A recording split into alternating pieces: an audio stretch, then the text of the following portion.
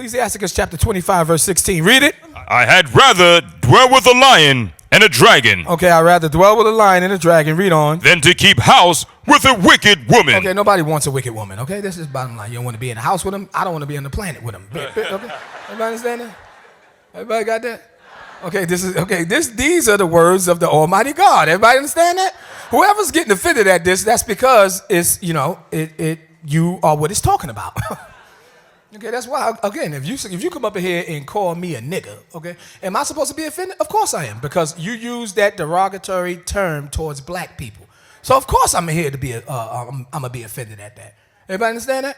But if you come up here and call me a homosexual, I'm not gonna be offended. You ain't talking about me. If I'm talking about whores and somebody get mad, okay.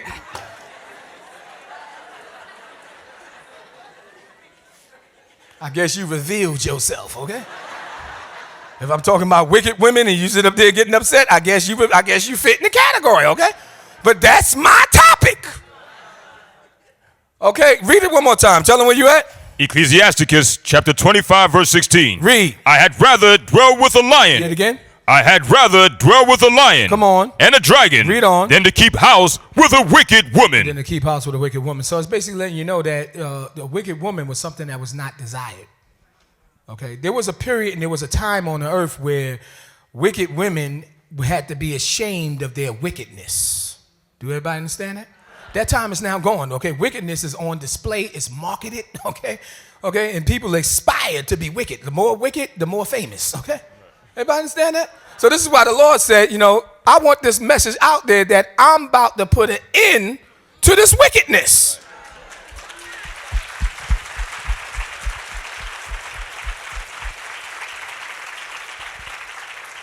Read on.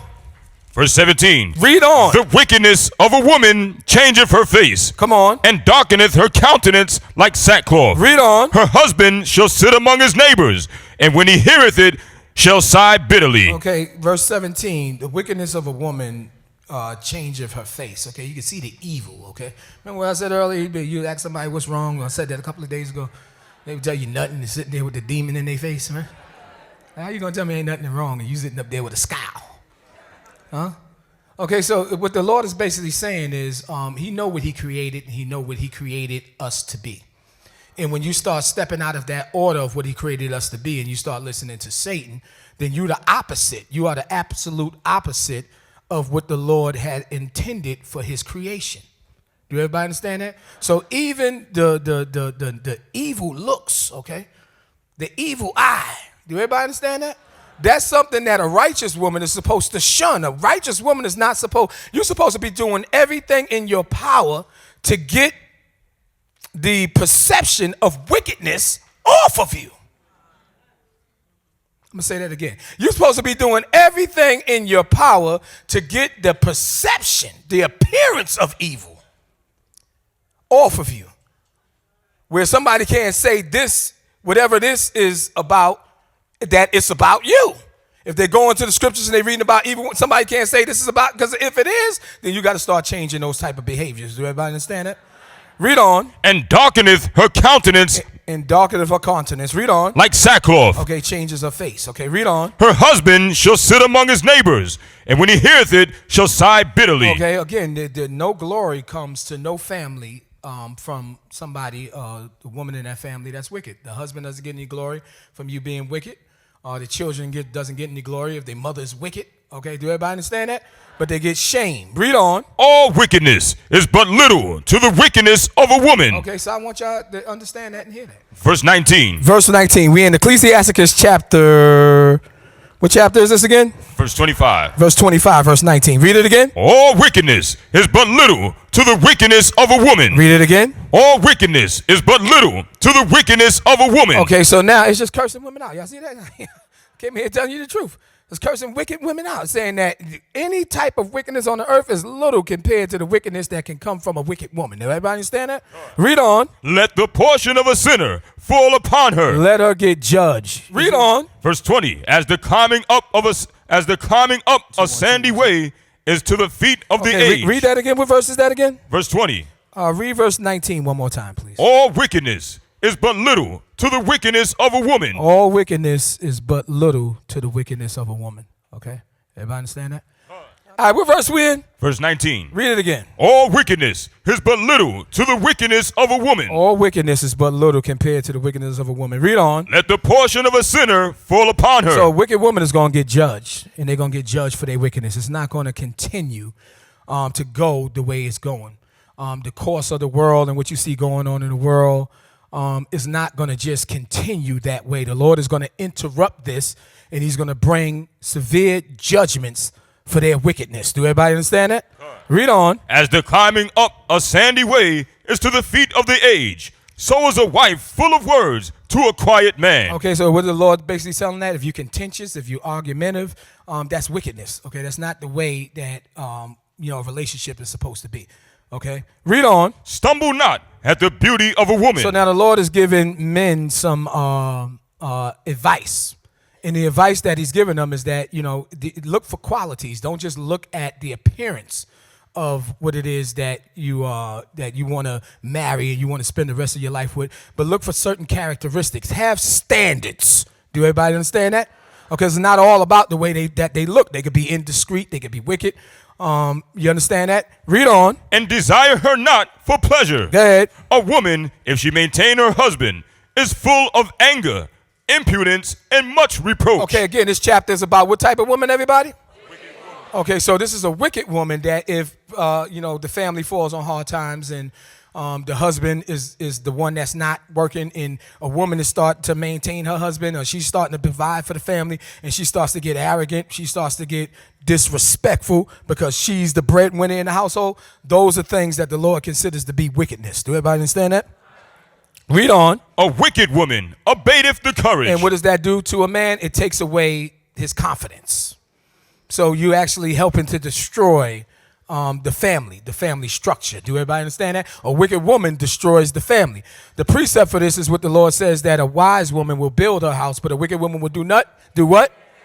Yeah, she will do nothing but acts to tear her house down. Read on. Maketh an heavy countenance. Maketh what? An heavy countenance. Read on. And a wounded heart. And make it a heavy countenance. So this is, drive men to drink, depressed, different things of that nature. A man in the household is not supposed to be that. He's supposed to be a pillar of strength. And the sister that's behind that man in the household is supposed to encourage that strength. Do everybody understand that? Everybody got that? Okay, read on. And a wounded heart. A woman that will not comfort her husband in distress. Read on. Maketh weak hands. Come on. And feeble knees. Maketh weak hands and feeble knees. Okay, again, make the brother weak. Do everybody understand that? Read on. Of the woman came the beginning of sin. Okay, so now here we go. Okay, wickedness. Okay, this is going back to the foremother. This is going back to Eve. Okay, this is going back to the woman that disobeyed God. That is the ultimate root of the wickedness, the disobedience to God. This is going back to Satan approaching Eve and trying to come through Eve with negativity. It's going back to Satan speaking against the truth, speaking against God, and saying, did God say this? And then coming back and saying what? That is not true. Had not the woman, which was our foremother Eve, even listened to Satan, had she hate wickedness or hated wickedness like she was supposed to, we would have never been in this situation as we're in today. So with again, everything that's written aforetime was written for our learning. Do everybody understand that? Everybody got that? What the Lord's basically saying is that you're supposed to hate evil. You're supposed to hate evil to the point that evil ain't got nothing to say to you. How are you giving evil an ear? How are you giving evil an audience? She was supposed to immediately shun Satan. What did King David say? King David said, I will not know an evil person. I will not know a wicked person. I will not set a wicked person before me. Do not I hate them, O Lord, that hate thee.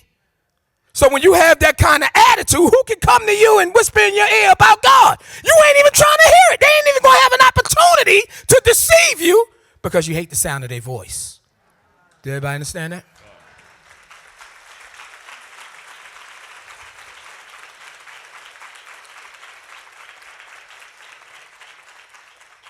Now, this is a stain. Now, this talking about wicked woman, but now this right here is a stain on all women. This is something that's on all you. Everybody, they can always put you down with this one right here. Okay, if it wasn't for you,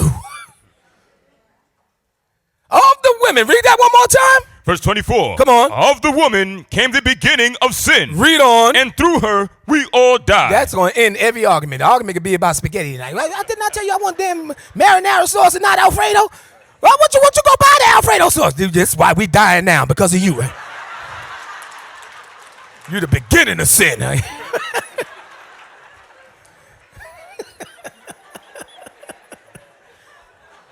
That ends all argument. What you gonna say back to that? Like, look at your evil. You begin sin.